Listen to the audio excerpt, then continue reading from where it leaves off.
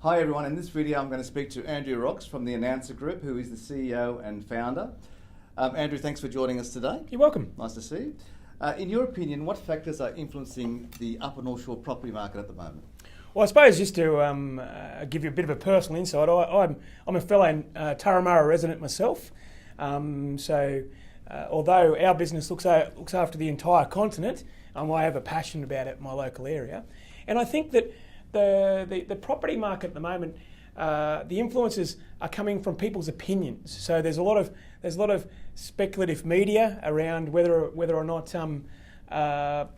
properties are overpriced or underpriced. But the one thing I can tell you is this is a super city, and when you look at the world and look at all the cities that are above 5 million people want to go there. They're economic powerhouses, and there'll be continual demand, intergenerational demand for people to live in this fair city of ours.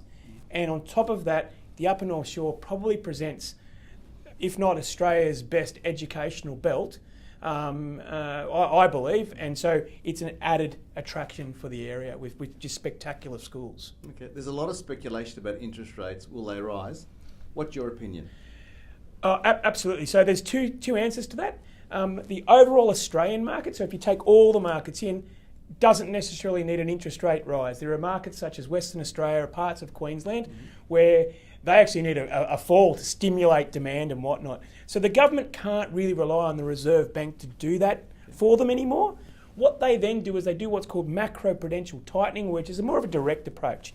An example of that is they'll say limit interest-only loans or increase increase requirements in these suburbs or these postcodes, and that's been going for about 2 years around Australia, and I believe it's doing a good job in preventing a hard landing. And what it's probably doing is taking out of the market people who are speculating. Okay, and the speculators quite often distort a market, and it's probably keeping the market to the people who genuinely want to live in that area and making it a fair market, I believe. Okay, Andrew, a lot of my clients are downsizing at the moment. What is available to them in terms of contributing to superannuation? Yeah, well, the definition of downsizing in the local area that we both live in is people raise their families and have these really big houses and they're fantastic, but there comes a time where they want to have a lifestyle choice. The government has, at a budget before last, allowed up to $300,000 per person. So if it's a couple, $600,000 that can be put directly as a contribution into their superannuation.